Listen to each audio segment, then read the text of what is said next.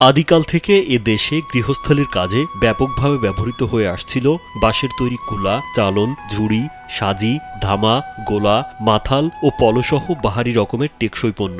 তবে প্লাস্টিকের তৈরি পণ্যের ভিড়ে বর্তমানে বাজারে বাঁশের তৈরি এসব সামগ্রীর চাহিদা দিন দিন কমে যাচ্ছে।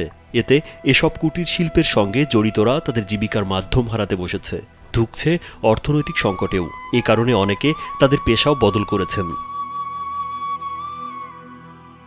সম্প্রতি এমন এক গ্রামে গিয়ে দেখা যায় বাঁশ থেকে চটা বের করে নিপুণ হাতের কারুকাজে স্বপ্ন বুনছেন ঋষি সম্প্রদায়ের কৃষ্ণ দাস, প্রভাস দাস, রানী দাস ও অনামিকা দাস। কৃষিনির্ভর এলাকাতে তারা 12 মাসই এই পণ্য তৈরি করেন। এতে তারা বর্তমানে শ্রমের দাম না পেলেও বংশ পরম্পরায় বাঁশের পণ্য বানানোই তাদের নেশা।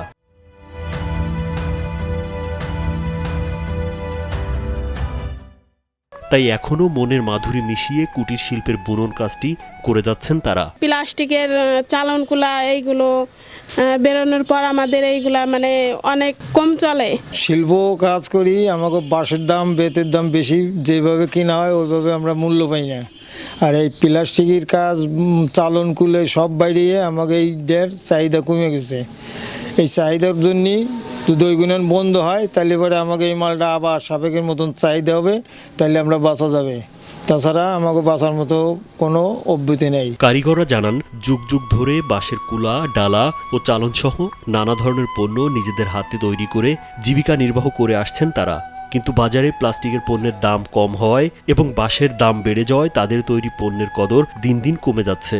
বর্তমানে অনেক পরিবার শখ করে বাঁশ দিয়ে তৈরি কিছু পণ্য গৃহস্থালির কাজে ব্যবহার করছেন। তাই এখনো এই শিল্পটি টিকে আছে। একটা বাঁশ কেনা লাগে 150-200 টাকা দিয়া।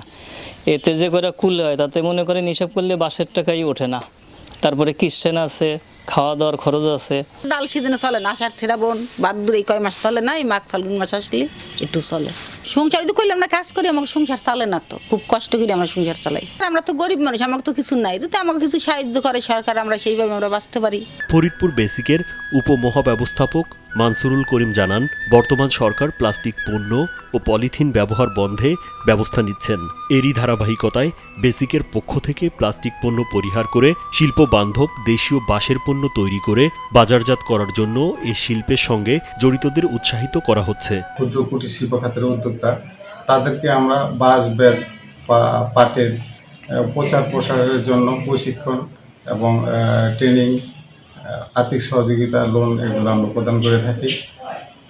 এছাড়াও পরিবেশের অ্যাওয়ারনেস সৃষ্টি করার জন্য তাদের সাথে আমরা সার্বক্ষণিকভাবে মনিটরিং করছি।